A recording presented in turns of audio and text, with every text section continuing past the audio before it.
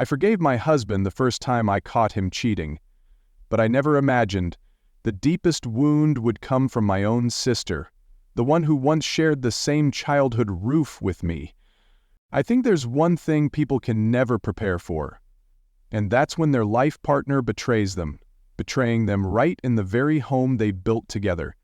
Sounds like something straight out of a TV drama, doesn't it?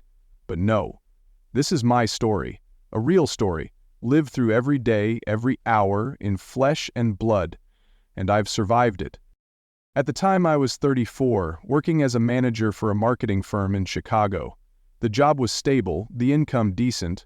I wasn't rich, but I lived comfortably, could buy flowers every weekend, and still had time to read before bed. My husband, Brandon, 2 years older than me, ran a small tech startup I'd helped support from its earliest days. We'd been together for 7 years, married for 4. We weren't a perfect couple, but I always thought if there was a reliable man, it was Brandon. Until that day, I remember it clearly. A Wednesday, light rain falling. I got off work early because a client rescheduled. I'd planned to stop by the supermarket for ingredients for the apple pie Brandon loved. But then I decided to head straight home. It was just before 4 p.m., and I didn't expect him to be there since his company usually ran late. But when I put the key in the lock, I found the door already open. A bit odd, but I figured he'd just forgotten to lock it. I stepped inside, the TV in the living room blaring, but no one was there. I called his name, no answer. And then I heard giggling from upstairs. I don't want to go into details, but imagine climbing the stairs, your heart racing for reasons you can't explain. You open the door to your own bedroom, and you see your husband, the one you trusted enough to hand over your entire savings for his startup, tangled up with his young secretary, on the very bed where you'd hand-stitched the linens. I didn't scream. I didn't yell. I stood there for about 3 seconds, long enough for them to jump and turn around.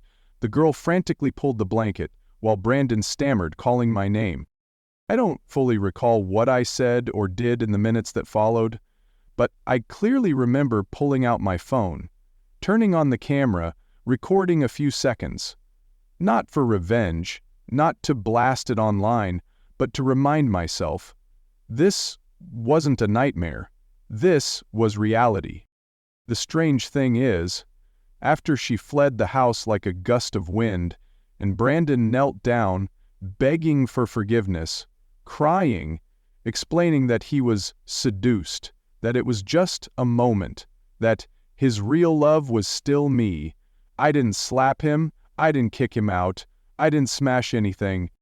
I just sat down, looked at him, and said, I don't need your explanations, I need time.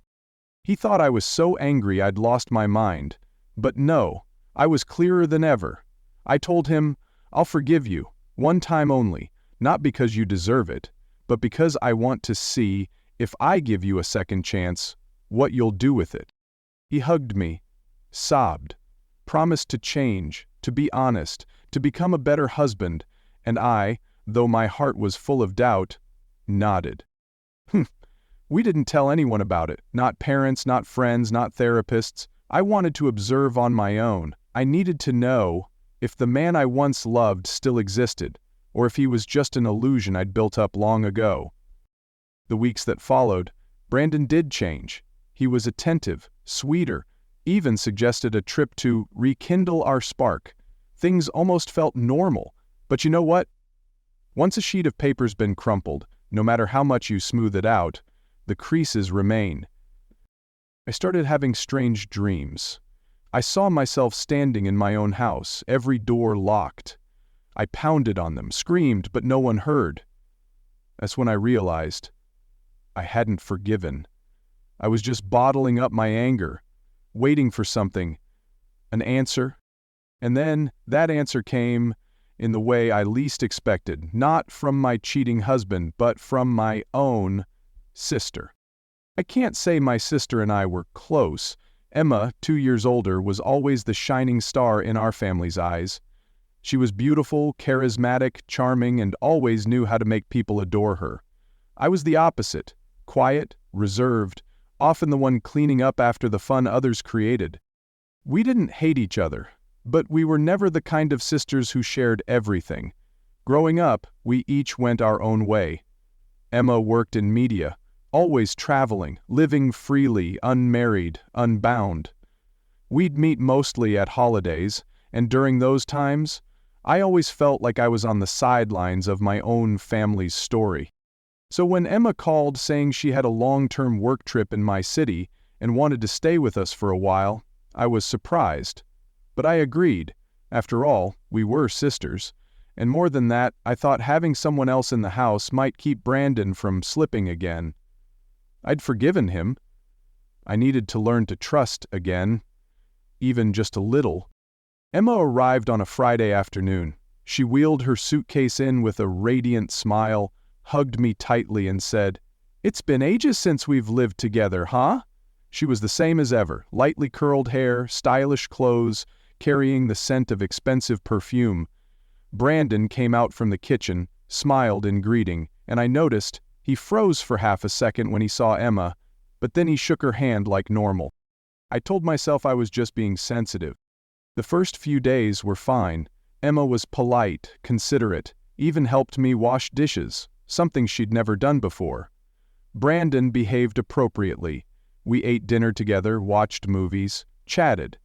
Sometimes I felt glad, thinking I'd been wrong. Maybe this really was a fresh start.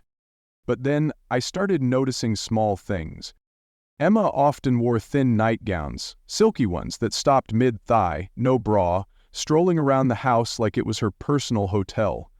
At first I didn't say anything, but when I caught Brandon sneaking glances every time she passed by, I started feeling uneasy. One time, I came home earlier than planned because a meeting got canceled. I opened the door, the house was quiet, but I heard giggling from the kitchen. When I walked in, I saw Brandon standing very close to Emma. Not doing anything obvious, but the way they looked at each other, laughed, it was too intimate. When they saw me, they both froze. Brandon quickly asked why I was home early, while Emma acted casual like nothing was wrong. That night, I lay still in bed, staring at the ceiling, and for the first time wondered, am I being betrayed again? Right in my own home? I didn't do anything yet. I didn't want to reopen old wounds, not without proof. I started changing my schedule, some days pretending to go to work, then coming back unexpectedly. One day I left my phone on record under the sofa, just to hear what happened in the house when I wasn't there. But nothing was clear. They were too clever, or too lucky. Then one Monday morning I woke up early to get ready for work, as usual. Brandon was still asleep. Emma too, or so I thought. I went downstairs, grabbed coffee but forgot my wallet. Heading back upstairs, I passed the living room and stopped. The door to Brandon's room, or rather, our room, was slightly open, and inside it wasn't just one person lying on the bed. I stood frozen. Brandon, naked, lay next to Emma, also bare, both wrapped in the sheets, sleeping soundly as if it were the most natural thing. I didn't scream. I didn't bang the door. I turned around, pulled out my phone. This time, I didn't just record. I took photos, a series of them, clear, undeniable. Then I left the house, quietly, but my mind was screaming. No more doubts, no more questions. Everything was clear. I drove around the city for an hour, my hands shaking uncontrollably. I'd forgiven once, and they, not just one, but both, had torn that trust apart in the most disgusting way. But this time, I wouldn't cry in silence. This time, I'd let everyone see. I think there's a limit to what a person can endure. And when you cross it, what's left isn't tears. It's an emptiness so cold it chills you. A part of me died that morning, standing there watching the two people I once called family, lying together, bodies entwined, carefree as if nothing was wrong. I didn't go back home right away. I sat at my usual coffee shop, ordered a cappuccino I didn't drink. My mind spun, not with pain, but with a stranger feeling. Calm. A terrifying calm. Maybe because I'd prepared myself for this. After everything with Brandon, I'd learned not to expect, and the only thing that made all this pain feel worth it was this. This time, I wouldn't stay silent. I went home like nothing had happened. They were still asleep or pretending to be. I didn't care. I went to work, smiled at colleagues, finished meetings like a normal wife. But that night, I started planning. Not a plan for revenge. No, I'm not that kind of person. I didn't want to ruin anyone's life. I just wanted everyone to see the truth. Undeniable, unarguable. The first thing I did was buy hidden cameras, the kind used for pet monitoring, but clear enough to record in the house. I placed one in the living room, one in the hallway near the bedroom, and a small one in the kitchen, where the two of them often talked when they thought I wasn't home. I also cleared away items that might raise suspicion, so no one would notice a change. Next, I called my in-laws, said I wanted to host a small party at home for their wedding anniversary. I asked them to keep it a secret for a surprise and to come early to help prepare. They happily agreed. Of course, I'd always been the considerate daughter-in-law. I ordered a small catering service, nothing fancy, just on time. I chose Saturday, knowing Emma wouldn't be going anywhere. Weekends were when she and Brandon liked to relax at home. And then the final part, Livestream. I created a new Facebook account, with a fake name but a lavender flower profile picture, my favorite since childhood. I only connected it to a small group of close friends, ones who'd always worried about me but I'd never confided in, and I scheduled the live stream for 10 a.m. Saturday. I couldn't sleep the night before. I lay staring at the ceiling, hearing the clock tick like needles in my chest. But strangely, I didn't cry. I just felt, if this was the end of a chapter, I wanted to turn the page myself. Saturday morning, I pretended to leave early, saying I had work at the office. I told Brandon we'd have guests for lunch to prepare some drinks. He smiled, nodded, like nothing was happening. I went straight to my neighbor's, a friend-in-law I'd once helped with a project. I told her everything and she said, "If you're ready, I'm here, you're not alone."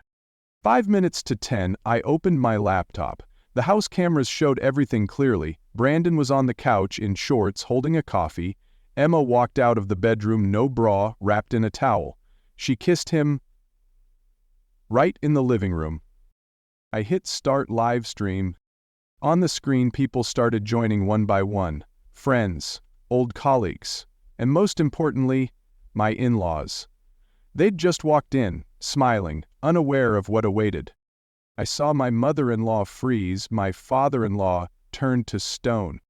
Then, seconds later, they stormed into the living room. Emma and Brandon, still clueless, were laughing, talking, until she screamed, "What the hell is this?" Brandon turned. Emma too. They panicked. Brandon scrambled to pull up his pants.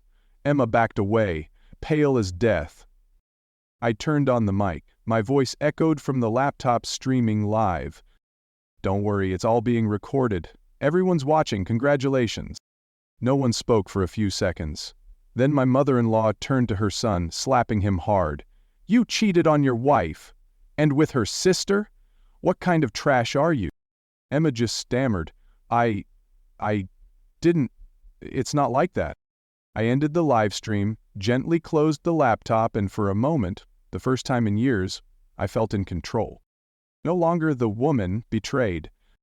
No longer the wife who forgave and was betrayed, but the one telling this story, my way. They say the truth will set you free. I don't know if that's true for everyone, but the moment I closed my laptop after that live stream, I knew. I'd freed myself.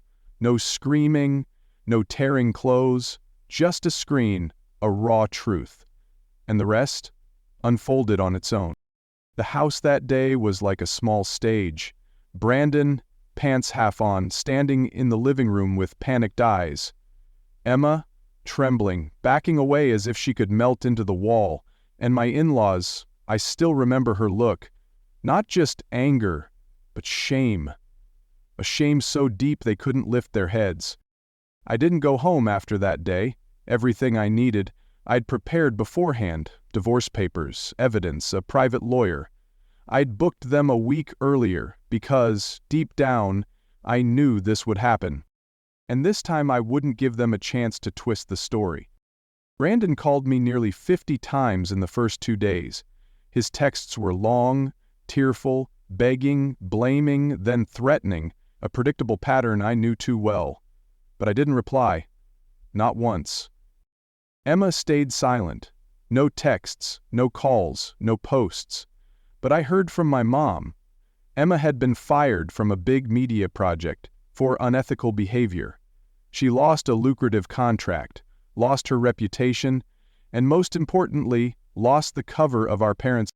As for Brandon, the small company I'd initially invested in collapsed within 3 weeks of the live stream. Clients pulled out, employees quit en masse. A once close partner, who'd seen the video, sent a cold email. "We don't work with someone who can't keep honor in their own family." I withdrew my investment, the largest they had. Brandon tried calling, asked to meet, apologized, even said he'd heal, start over, but it was all just echoes in a void. I rented a small apartment near the river, quiet, full of sunlight. I bought green plants for the windows, watered them every morning. A small thing, but something I'd never done in 7 years of marriage. I'd lived for others too long, forgetting what I needed, liked, or even who I was. The divorce went quickly. I didn't demand assets, didn't fight for the house, didn't drag out lawsuits. I wanted one thing only, absolute freedom. And I got it. The strange thing is, my mother-in-law, who'd once glared when I cooked, not like her, called me crying. She said, "You didn't deserve this. Brandon's a fool and Emma's a snake."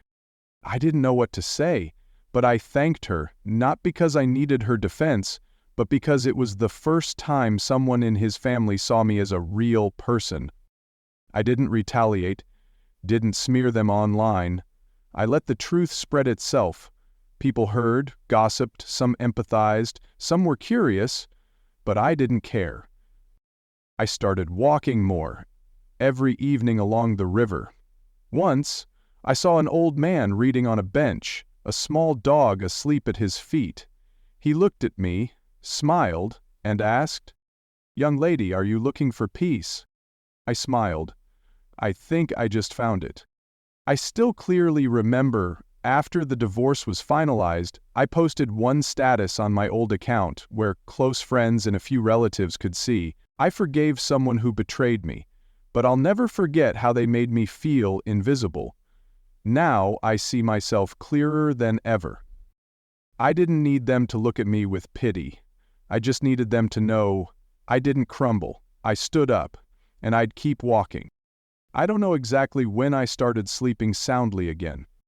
Maybe the 3rd week after moving into my new place, when I stopped waking up from nightmares, stopped hearing the faucet and imagining whispers in the dark, or maybe the night I bought a new bedside lamp, soft amber light I'd never dared choose just because Brandon once said it made him tired. No one told me what to choose anymore, and maybe from there, I started learning to choose myself. I signed up for yoga near my place, Tuesdays, Fridays, at first just to stretch, but gradually, standing still, breathing, listening to my body, it became its own kind of healing meditation. I didn't need background music, didn't need podcasts on how to forgive for happiness, I just needed silence. Then one day, after morning yoga, I stopped at my usual coffee shop, the one where I'd sat, hands trembling after catching Brandon and Emma.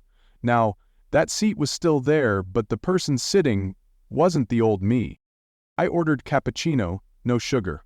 While waiting, incidentally, I bumped into a man behind me as I stepped back to avoid a couple leaving. "Sorry," I said, startled. "No worries, morning coffee can be dangerous," he smiled. Deep, gentle voice, the kind that makes you want to keep talking. I looked up. Tall man, dark brown hair slightly messy, shirt sleeves rolled up, holding a stack of files.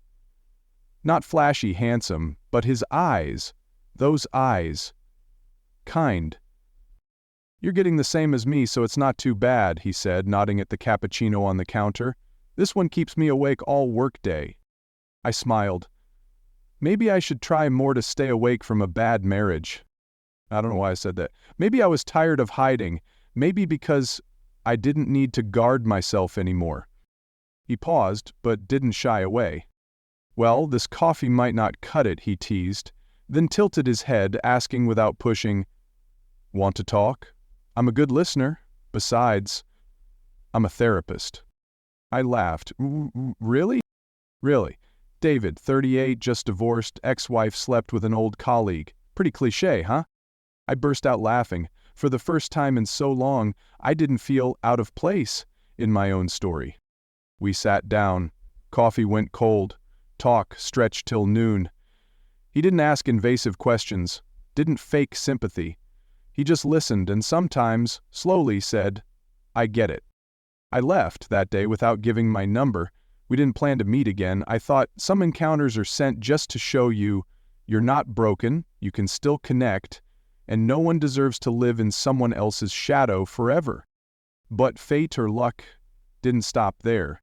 A week later, I saw him at the city library. I was looking for vintage art books to revisit an old hobby, while he was returning psychology books.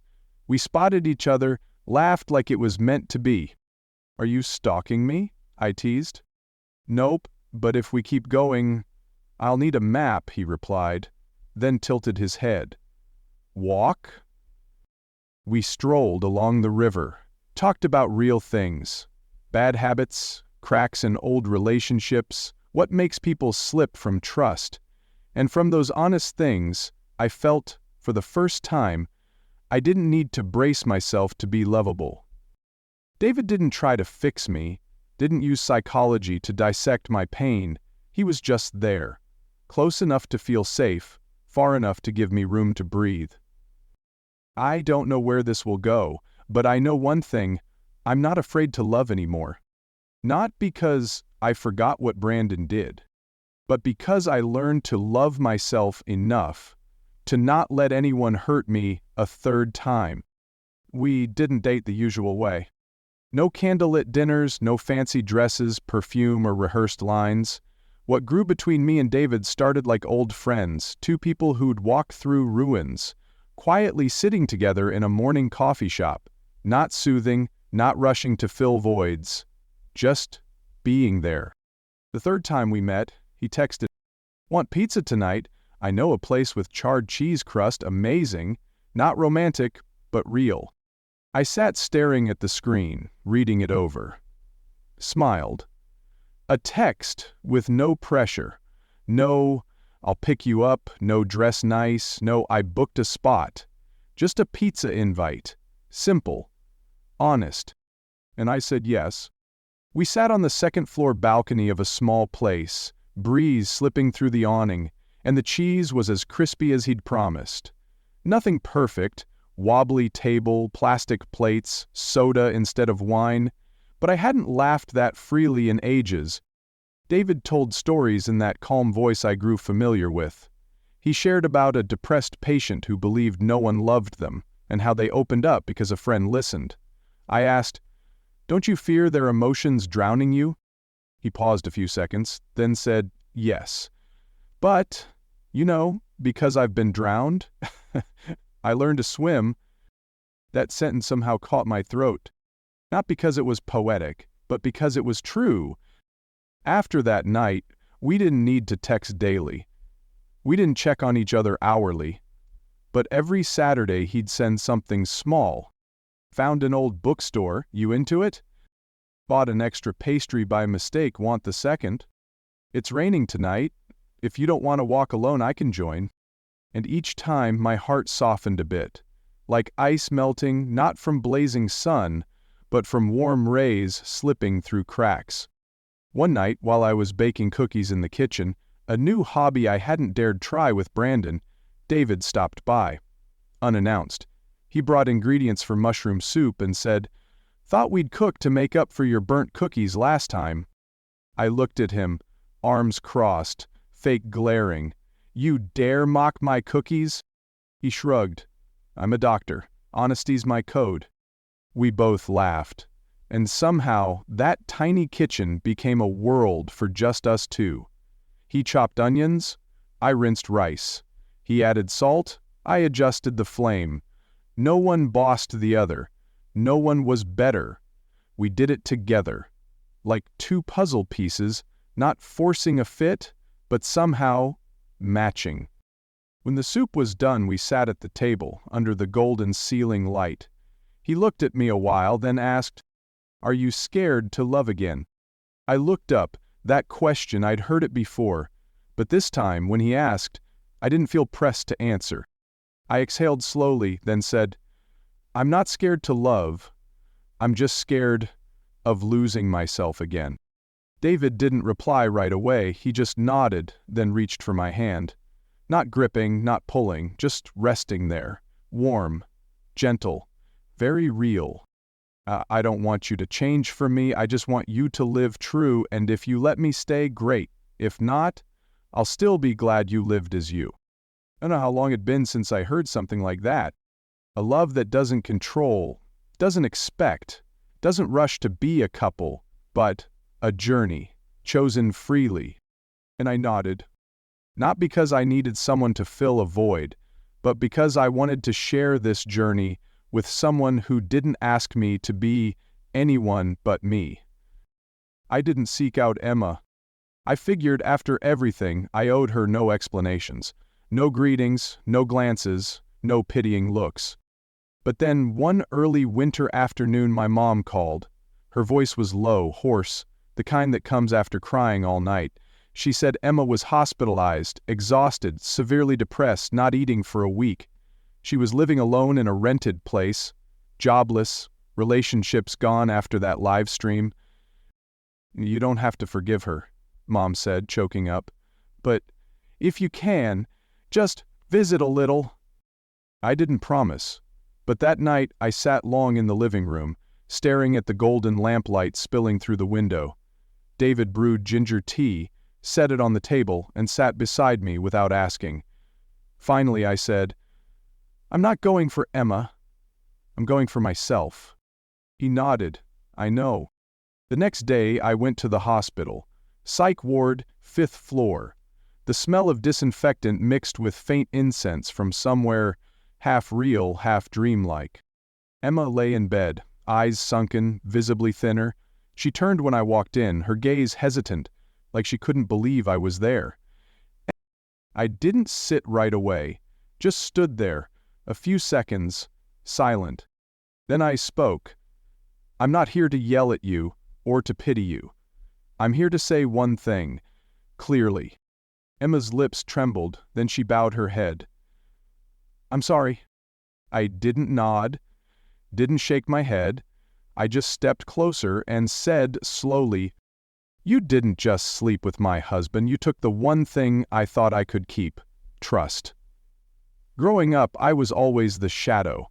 When I won a scholarship, they praised you for being so pretty. When I got married, they said you were better off single. I learned to live with being overlooked. But you know what? I never hated you. Until you looked me in the eye and still betrayed me." Emma cried, not loudly, just tears streaming like she'd been waiting for those words a long time. I went on, "But I won't hate you anymore. I've carried that stone in my heart long enough. It doesn't hurt you, it just keeps me from breathing. So today, I leave it here, in this room, with you." I stood up.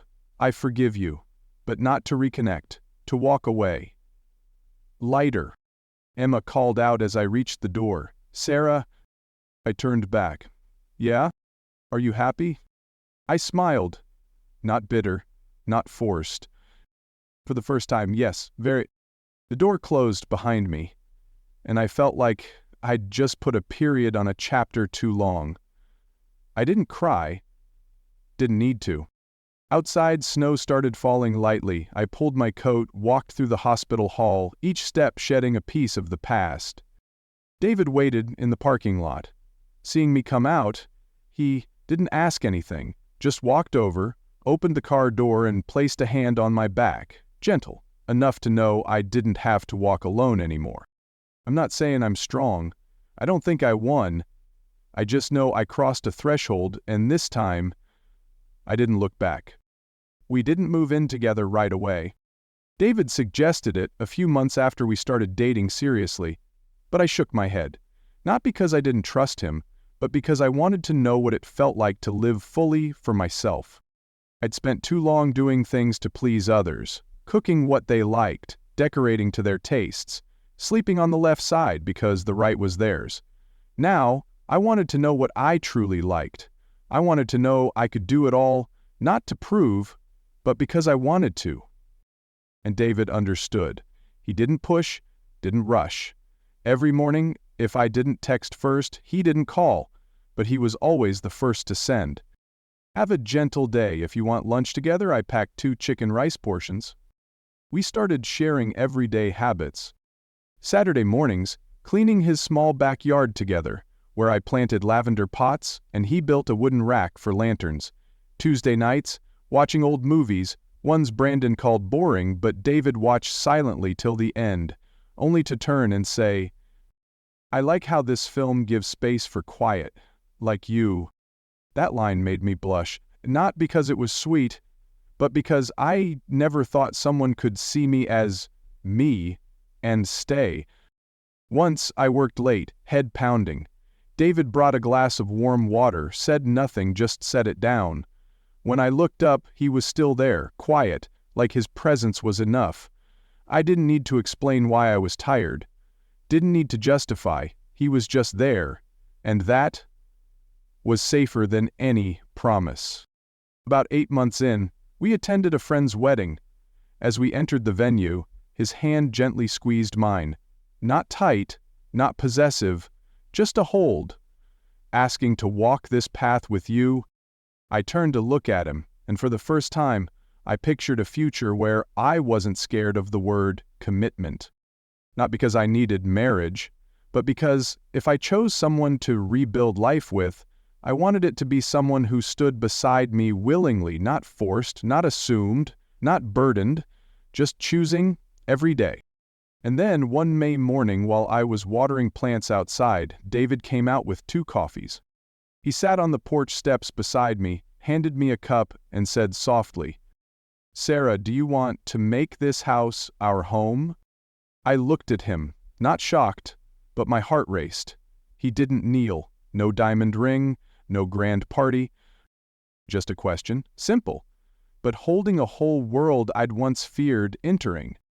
I didn't answer right away, took a sip of coffee, then said, "Only if I can still put my lavender where I want, and have space to journal every night, and watch movies alone without explaining why." David laughed. "You can do anything you want. Just let me be there the way you need." And I nodded. Not because I thought it'd be perfect, but because I knew if anyone understood what freedom in love meant, it was David. We didn't have a big wedding, just a simple registration, a few close friends, and a 3-day mountain trip. Standing among trees, hand in hand, I looked at him and said, "Thank you, not for loving me, but for waiting patiently for me to love myself again." I don't think of Brandon anymore, honestly, not because I hate him, but because in the past year, I've lived a completely different life. One where I don't guess what someone's thinking, don't worry about late texts, don't live defensive or worse, resigned. I don't recall his birthday clearly. Don't know where he lives, what he does, or if he's still with Emma. All info about Brandon's been cleared from my mind like cleaning an old shed, rotten things not worth keeping. Until one early fall afternoon as I picked David up from his clinic, my phone rang. Unknown number. I wasn't going to answer, but somehow my fingers swiped. "Sarah?" I knew that voice instantly, still that hesitant tone, mixed with faint resentment, still the voice that softened me for years, but now it stirred nothing but slight fatigue. "Brandon," I replied, calm as if speaking to an old coworker. He paused a few seconds, then sighed. "I just want to talk. Not long. Can you listen a bit?" I stepped onto the porch, sat on the wooden steps. This season, golden leaves fell across the yard, each one drifting like quiet goodbyes.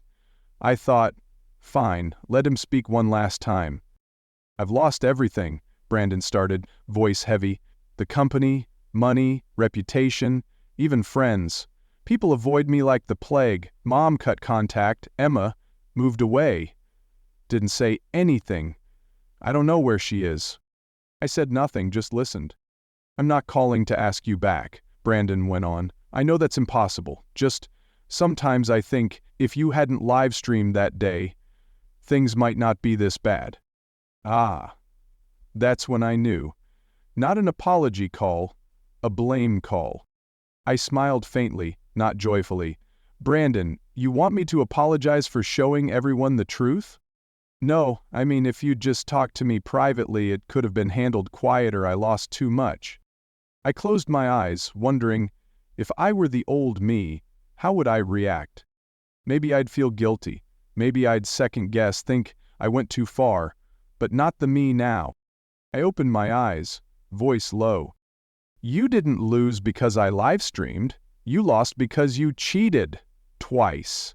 In the home I built with you, and with my own sister. Don't confuse consequence with victim. You're reaping what you sowed. Silence on the other end, long. Then he said, You've really changed. No, I replied. I didn't change. I just stopped pretending to be weak. I was about to hang up when he said quickly, I just want to know, are you happy? I looked inside, where David was fumbling with 2 hot cocos. Golden light spilled from the glass door, warm, unpretentious. A real home, I answered, voice light as the breeze through the trees. Yes, I'm happy, and more importantly, I'm at peace. I didn't wait for a reply, just ended the call. When I walked back in, David handed me a cocoa, looking at me like he knew I'd just closed a final chapter. Okay, he asked. I nodded. Fine, very fine. Then I sipped the cocoa, sweeter than ever before. Not from sugar, but because there was no bitterness left in my heart. A year after Brandon's last call, I got an email from a well-known women's magazine. They'd heard my story through friends, then through whispers on social media, how I'd live-streamed to expose my husband and sister, but didn't make a fuss, didn't sell myself out, didn't play a loud victim. I just walked out of the storm. They wanted to interview me. I sat at my computer, fingers gliding over the keyboard, rereading the email. Part of me wanted to decline. I had nothing left to say. Didn't need validation. But another part, the part forced to stay silent for years, whispered, tell it. Not to expose anyone, but so some woman curled up crying in her bathroom at midnight could see hope. So I agreed. The interview wasn't filmed, just a 2-hour phone talk. The reporter was young but listened intently. No interruptions, no rushing. When I shared about finding Brandon's first betrayal, then the second with Emma, she only said, So, you forgave twice. Why? I paused a bit, then answered. Because I needed to be sure the man I loved was gone, and the only way to know was to try loving him one more time. I talked about David, how he didn't try to save me, but walked beside me long enough for me to save myself. About the small house with golden lamps and lavender pots on the porch. About the first fall evening I laughed at a real joke, not to soothe someone. At the end she asked, Do you regret forgiving? I answered instantly, No, forgiving showed me how strong I am. I don't regret trusting. I only wish I hadn't underestimated myself so much. After the interview, I shut my laptop, brewed tea, and sat on the wooden chair outside. The breeze carried the scent of fresh-cut grass. David was reading in the living room. The light spilling out made me feel safe in a way no words could capture. I looked back on my journey not as a victim but a survivor, not as the one betrayed, but the one who faced the truth and walked away. Not as the girl abandoned by family, but the woman who chose to build a new meaning of home. I didn't forgive for their peace, I forgave for my own. I wasn't silent from weakness, I was silent to hear myself. I didn't walk away from love, I walked away because I finally learned to love myself more. Someone once asked, So, you're not hurt anymore? No, I still choke up remembering nights I sobbed in the bathroom. I still flinch hearing Emma called in a crowd. but I've learned to live on, scars and all. And that, to me, is the most beautiful victory. I got the letter on a Sunday morning. It was tucked among junk mail and bills, in a cream envelope, address carefully handwritten, no sender. But I knew the handwriting instantly. It was her. My ex-mother-in-law. I stood still on the porch, fingers tracing the envelope's edge. I wasn't sure I wanted to open it. Part of me thought, I don't need late words anymore. But another part, the one that craved a nod from his family for years, urged me to read. Inside was a single sheet, folded twice, slanted writing, pale blue ink. Sarah, I don't know if you'll still read my letters, but if you are, please let me write my heart, just once. I took a deep breath, kept reading. I've followed you from afar, not by stalking or checking social media like people do, but by asking acquaintances, hearing stories spread about you, about how you moved on after everything, about how you stayed quiet, didn't sue, didn't curse, didn't rant online, about how you rebuilt your life silently and kindly. I recall what I said, defended Brandon, blamed you for being too cold, thought you didn't keep your husband, and now, I see, I was the one who didn't keep my integrity. I gripped the letter, lips tight. These words, I didn't need them to forgive, but reading them, my heart eased. I met Brandon again. He's much different. Tired, bitter, no light left in his eyes. But what hurt me most was when he said, I had a great wife, but I wasn't man enough to deserve her. Sarah, you weren't just a good daughter-in-law, you're a remarkable woman. If I'd seen that sooner, I might not have lost the chance to have someone like you in my life. I'm not writing to ask you back. I know that means nothing now.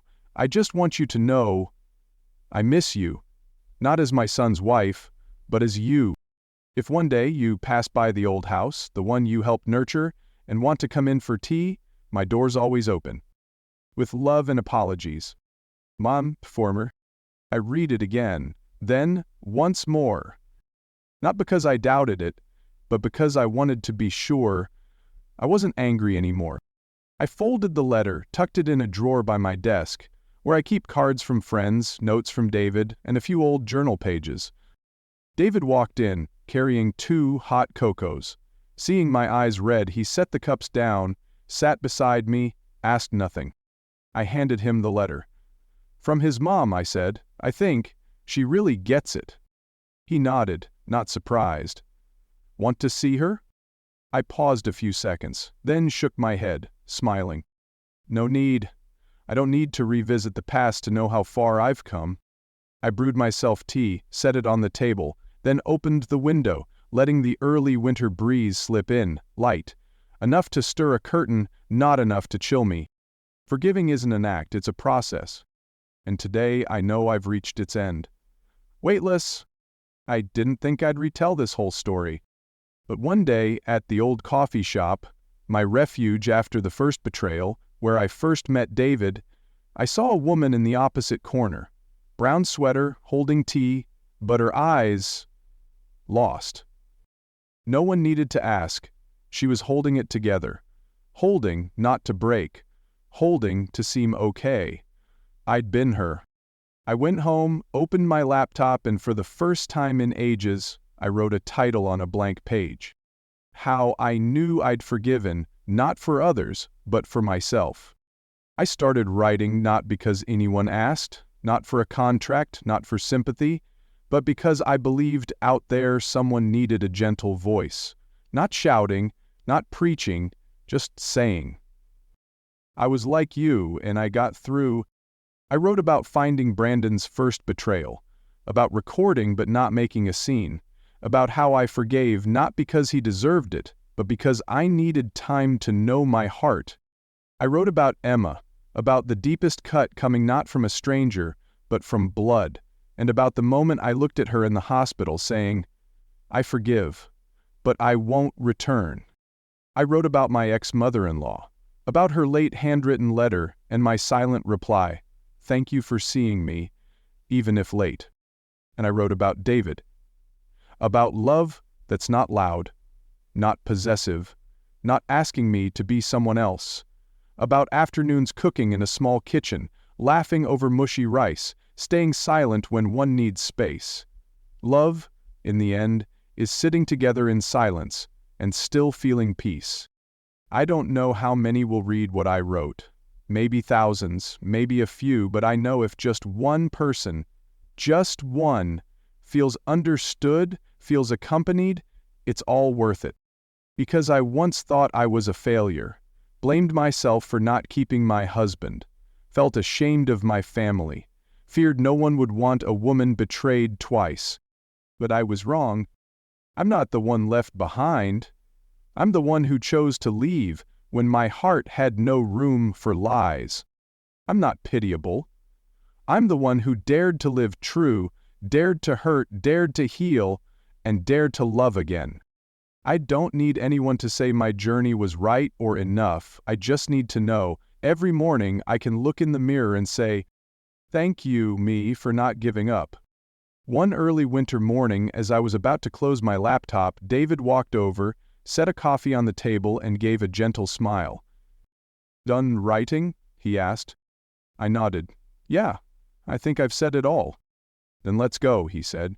"It's nice out, let's sit by the river like before." I grabbed my coat, took his hand, and stepped outside. Where the sky stretched wide, the breeze skimmed the water.